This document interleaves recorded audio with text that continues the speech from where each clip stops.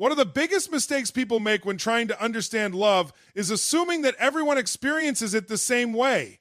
We tend to judge another person's feelings by how closely their behavior matches our own expectations.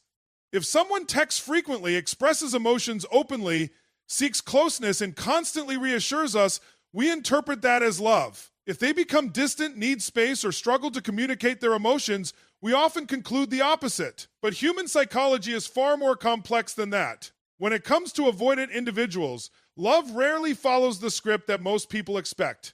In fact, one of the greatest paradoxes of avoidant attachment is that the deeper the feeling, the more complicated the behavior can become. To someone on the outside, this seems irrational. After all, if you care about someone, shouldn't you naturally move closer to them? Shouldn't love make connection easier? The answer is yes for some people. But for an avoidant, intimacy and trigger two powerful forces at the same time. One part of them genuinely wants connection. They want companionship, understanding, affection, and emotional safety. Yet another part of them associates deep emotional dependence with risk.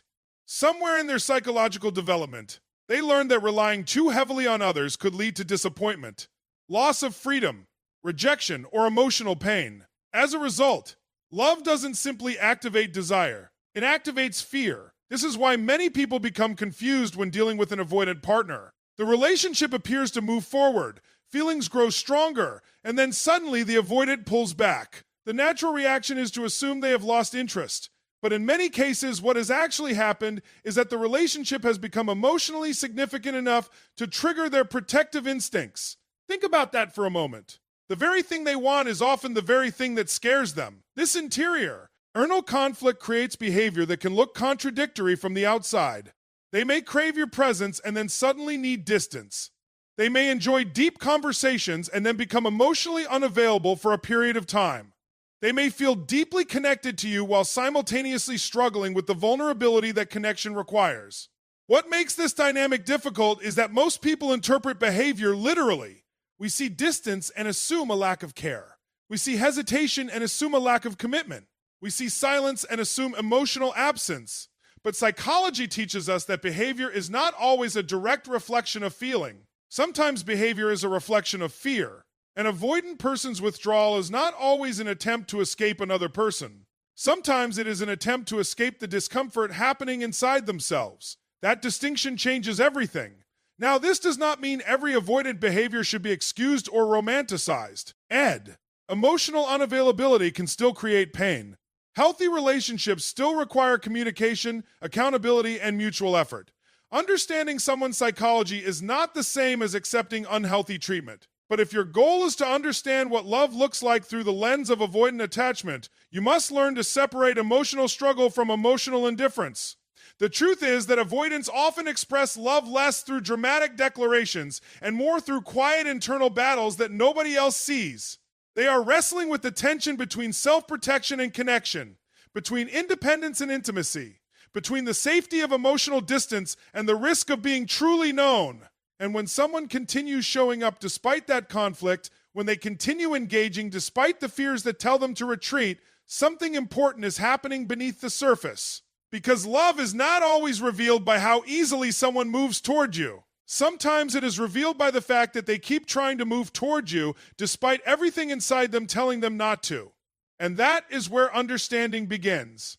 Not by judging love solely through behavior, but by recognizing the invisible fears that behavior may be trying to manage. The deepest feelings are not always the easiest to express, and sometimes the strongest sign of love is the struggle itself. Once you understand that love can feel threatening to an avoidant, another behavior begins to make much more sense. It's a pattern that leaves many people confused, frustrated, and emotionally exhausted. The avoidant pulls away, creates distance, becomes difficult to reach, and yet, after some time passes, they come back.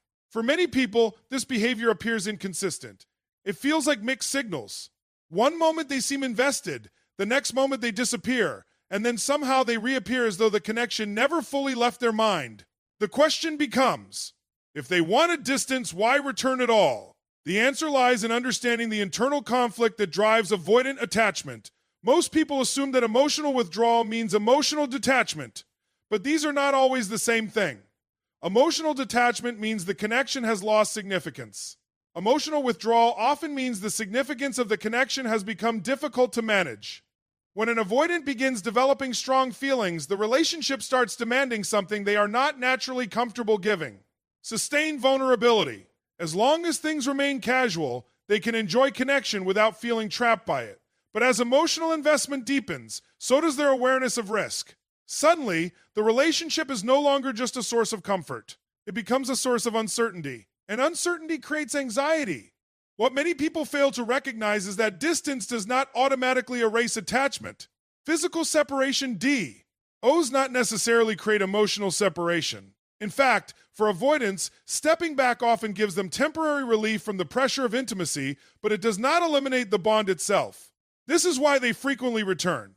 The connection continues to exist in their mind even while they are creating space from it. They may convince themselves they need independence. They may focus on work, distractions, personal goals, or other areas of life. They may attempt to restore the emotional control they feel they have lost. Yet the attachment remains active beneath the surface. Human beings are not machines. We cannot simply switch meaningful emotions on and off because they become inconvenient. The heart rarely obeys the rules that fear tries to impose. This creates a fascinating psychological cycle. The avoidant moves away seeking relief from emotional intensity.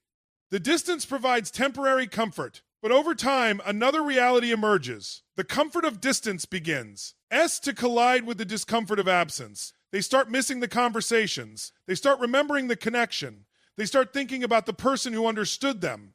And gradually, the emotional pull that originally brought them close begins to reassert itself. This is why many avoidants find themselves returning to relationships that genuinely mattered to them. Not because they have solved all their fears. Not because they suddenly became different people overnight, but because attachment continues to operate beneath their attempts to create distance. Now, it's important to approach this idea with maturity. Repeatedly returning does not automatically mean someone is ready for a healthy relationship. It does not mean every cycle should be tolerated indefinitely. Love without growth can become a pattern of suffering. Understanding someone's psychology should never require abandoning your own boundaries. But if we're asking what this behavior often reveals about their feelings, the answer is significant. People do not repeatedly revisit emotional connections that have no meaning to them. They may revisit out of guilt once. They may reconnect out of convenience occasionally. But when someone consistently finds their way back into your orbit, when your absence continues to occupy space in their mind, when distance fails to erase the bond, it usually indicates that the relationship carries emotional weight. What you're witnessing is not certainty. You're witnessing conflict. A part of them seeks freedom from vulnerability. Another part of them seeks connection with the person they care about. And these two forces are constantly negotiating with one another. The mistake many people make is focusing only on the moments when the avoidant leaves. But if you want to understand the whole picture, you must also pay attention to the moments they return. Because every return tells a story. It reveals that despite the fear, despite the discomfort, despite the instinct to retreat, the connection remains alive within them. And when someone keeps finding their way back to what they fear losing, they're revealing something words often cannot. The heart remembers what matters, even when the mind is trying to run from it. If an avoidant keeps coming back, it tells you that the connection continues to matter. But there is another sign that often reveals even more about the depth of their feelings, and it's something far less obvious than grand gestures or romantic declarations. It happens when they begin allowing you to see parts of themselves that they normally keep hidden from the world. To understand why this matters so much, you have to understand what emotional vulnerability represents to an avoidant person. For most people, sharing personal thoughts and feelings is a natural part of building intimacy. They talk about their fears, discuss their struggles, reveal their insecurities, and gradually allow another person into their inner world. For an avoidant, however, vulnerability is rarely that simple. Vulnerability is not just emotional expression. It is exposure. It is the experience of standing without psychological armor. And for someone who has spent years relying on self-protection, emotional control, and independence as survival strategies, exposure can feel dangerous. This is why avoidants often become highly skilled at managing how much of themselves others are allowed to see. They may be charming, intelligent, engaging, and even deeply caring. They can talk for hours about ideas, goals, work, current events, or the problems of other people. Yet when conversations begin approaching their own fears, wounds, disappointments, or emotional needs, They often become uncomfortable. The walls go up. The subject changes. The emotional distance quietly returns. Not because they have nothing to say, but because saying it feels risky. What makes this important? That love has a unique way of challenging those defenses. The more meaningful a relationship becomes, the harder it becomes to maintain complete emotional separation. At some point, genuine connection requires authenticity. It requires being seen. And this is where something remarkable begins to happen. An avoidant who truly cares about you will often start revealing small pieces of their inner world.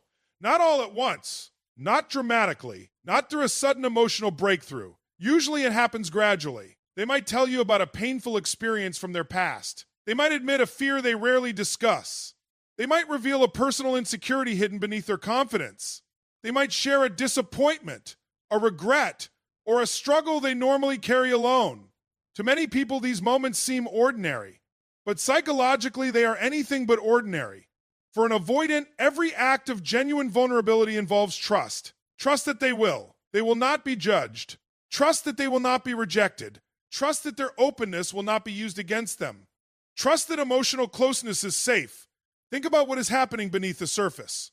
A person who has spent years protecting themselves is consciously or unconsciously lowering those protections in your presence. They are allowing another human being access to spaces they normally guard very carefully. That is not casual behavior. That is emotional investment. And perhaps even more importantly, it signals a shift in how they perceive you. You are no longer simply someone they enjoy being around. You are becoming someone they trust. Trust is one of the most valuable emotional currencies in any relationship, but for avoidance, it carries even greater significance. Because before they can fully receive love, they first have to believe that closeness will not threaten their sense of safety. This process often unfolds slowly. Many people become impatient because they expect vulnerability to arrive on their timetable, but emotional openness cannot be forced. It emerges when safety has been experienced consistently over time. The avoidant is constantly asking an unspoken question: can I show more of who I really am and still be accepted? Every time they reveal another layer of themselves, they are testing that question. Every time they share something meaningful, they are taking a risk. Every time they allow you to see beneath the surface, they are choosing connection over protection. Now, this doesn't mean they suddenly become emotionally transparent. They may still struggle with communication. They may still retreat at times. Growth is rarely linear, but the direction matters. When someone who once hid behind emotional walls starts opening windows into their inner world, something profound is taking place. Because real intimacy is not built through perfection. It is built through revelation. It is built when two human beings gradually stop managing appearances and start sharing realities. And when an avoidant begins showing you the fears, hopes, wounds, and truths they usually keep hidden, they are offering something far more valuable than words. They are offering access to the person behind the defenses. And there is perhaps no greater sign of trust than this: when someone stops protecting their image and starts revealing their truth. As an avoidant begins to trust you, something subtle but incredibly revealing starts to happen. They may not suddenly become highly expressive. They may not overwhelm you with emotional declarations or constantly talk about their feelings. In fact, if you're waiting for love to appear in the form of dramatic speeches, you might completely miss one of the clearest signs that their feelings are deepening. They start paying attention, not the kind of attention that seeks recognition, not attention designed to impress you. Quiet attention, consistent attention, the kind that reveals itself through memory. One of the greatest misunderstandings in relationships is the belief that love is measured primarily by expression. We often assume that the person who talks the most about their feelings must care the most, but psychology suggests something different. Human beings reveal importance through focus. We remember what matters to us. We track what holds emotional significance. Our attention naturally gravitates toward the people and experiences that occupy meaningful space in our lives. This is especially true for avoidance. Because many avoidants struggle to verbalize their emotions directly, they often communicate affection through observation rather than expression. They may not always say, "I care about you deeply," but they remember the conversation you had 3 months ago about a challenge at work. They remember the book you mentioned wanting to read. They remember the story about your childhood that most people, Apple, would have forgotten. They remember the date of something important in your life. They remember the details. And details matter. Think about how the mind works. Every day we encounter thousands of pieces of information. Most of it disappears almost immediately because the brain filters out what it considers unimportant. Yet certain pieces remain, certain conversations linger, certain names, preferences, fears, dreams, and experiences stay with us. Why? Because emotional significance acts like a spotlight. The mind pays special attention to what the heart values. When an avoidant remembers details about you, they are revealing something deeper than simple recall.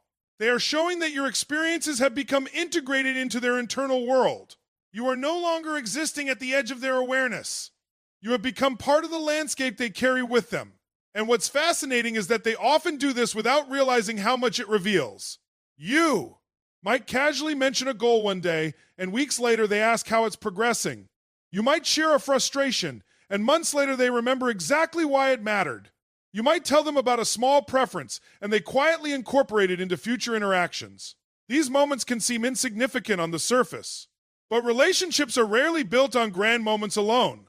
They are built through accumulated evidence. Evidence that someone is paying attention. Evidence that someone is listening. Evidence that someone cares enough to remember. For an avoidant, this form of attention often becomes one of the safest ways to express affection. Verbal vulnerability may still feel uncomfortable. Direct emotional disclosure may still feel risky, but observation allows them to stay connected while operating within their emotional comfort zone. In many ways, remembering becomes their language, because memory is not passive. Memory is an investment. You don't cooperate. Consistently remember the emotional details of someone's life unless some part of you considers those details important. And you don't consider those details important unless the person themselves has become important. This is where many people make a critical mistake. They focus only on what the avoidant is not doing. They focus on the words that aren't being said, the emotions that aren't being openly expressed, the conversations that aren't happening. And in doing so, they overlook the evidence sitting right in front of them. Love often leaves clues before it makes declarations.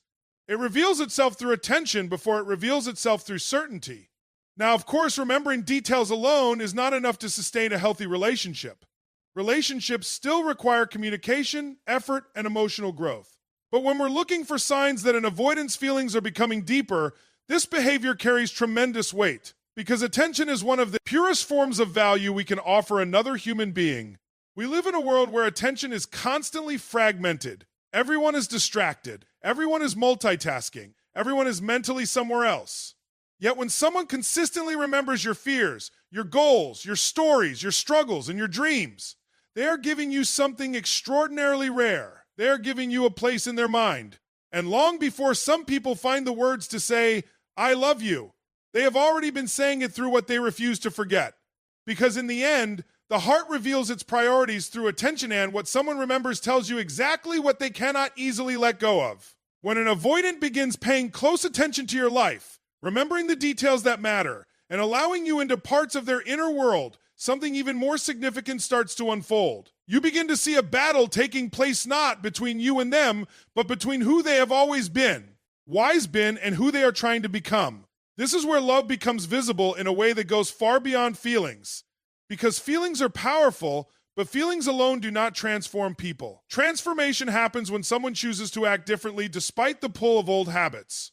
And for an avoidant, few habits are stronger than the instinct to run. Now, when I say run, I'm not necessarily talking about physically leaving a relationship. Sometimes running looks like emotional withdrawal. Sometimes it looks like shutting down during difficult conversations. Sometimes it appears as distraction, avoidance, silence, or the sudden need to create distance whenever vulnerability becomes uncomfortable. These behaviors rarely appear out of nowhere. They are usually the result of years of conditioning. At some point in their life, emotional self-reliance became associated with safety. Independence became protection. Distance became control. The problem is that what protects us at one stage of life can limit us at another. A wall that once prevented pain can eventually prevent intimacy.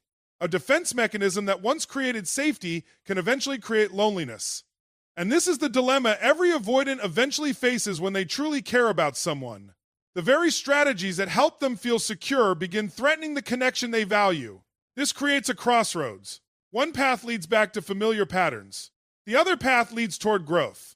Growth is rarely comfortable because it requires confronting parts of ourselves that have operated automatically for years. Most human beings prefer certainty over transformation. We would rather repeat a familiar struggle than step into an unfamiliar possibility. Yet love has a unique ability to challenge that preference. When an avoidant genuinely cares, something inside them begins questioning old assumptions. They start recognizing that not every emotional conversation is dangerous. Not every disagreement leads to abandonment. Not every moment of vulnerability results in loss of control. And slowly, often imperfectly, they begin resisting their automatic impulses.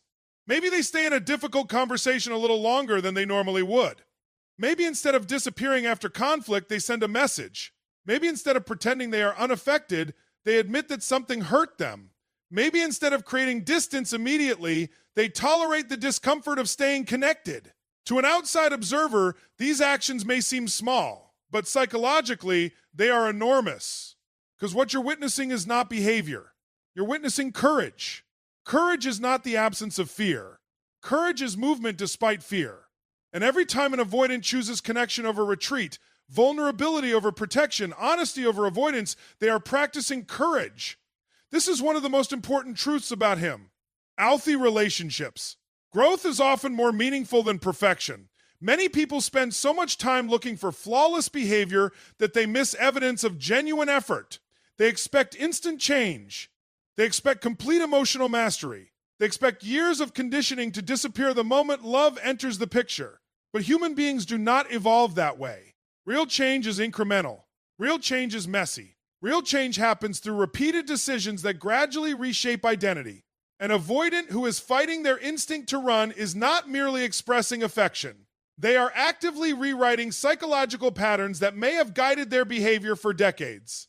That process deserves attention because it reveals something profound.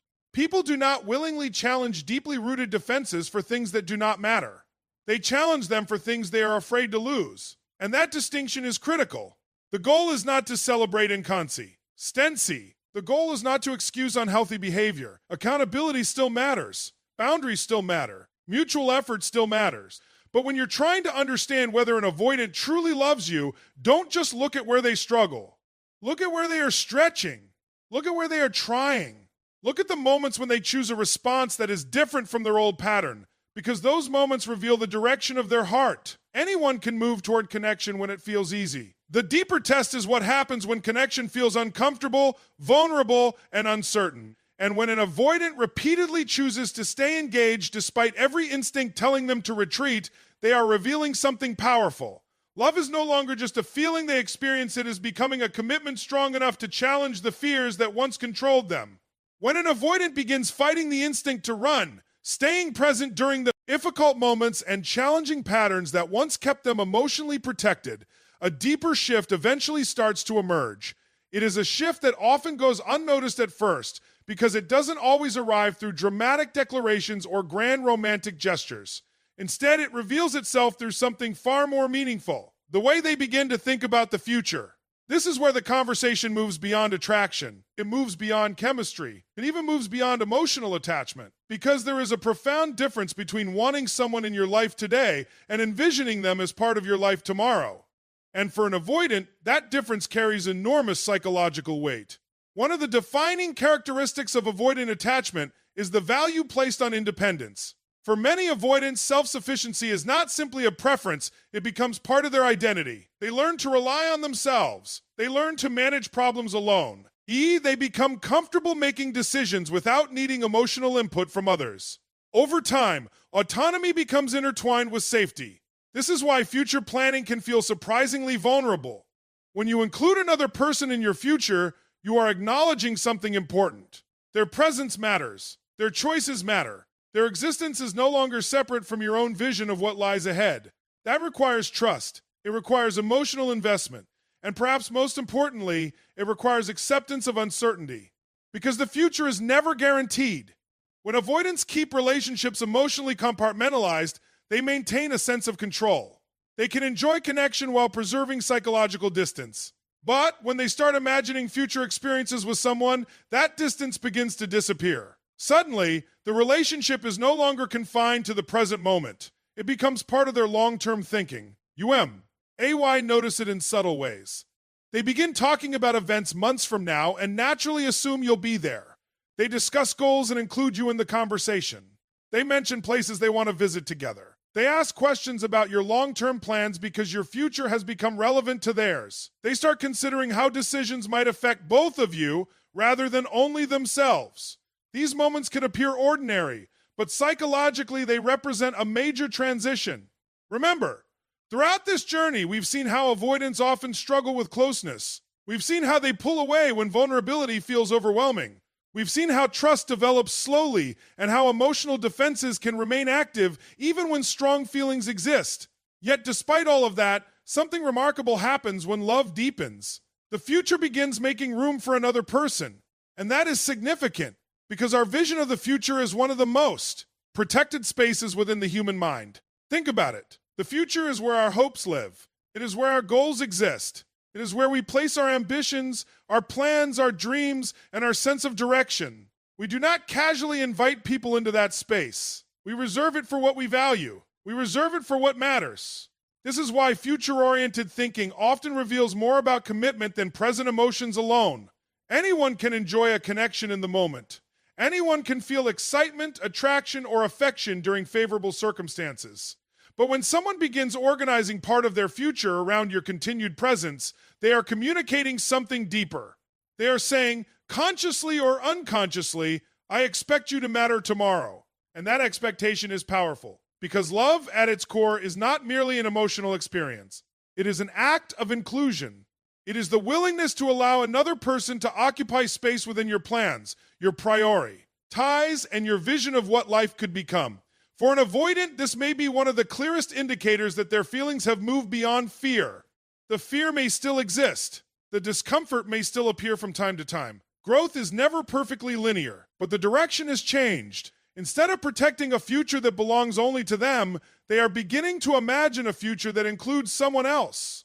And that is one of the most meaningful transformations love can create. Because ultimately, love is not proven by how intensely someone feels in a single moment. It is revealed by what they are willing to build, protect, and invest in over time. And when an avoidant starts making room for you in the future they once planned alone, they are offering one of the strongest signals the human heart can give. You are no longer just part of their present, you have become part of their vision for what comes next. As we bring this conversation to a close, it's important to remember one central truth. Love does not always arrive in the form we expect.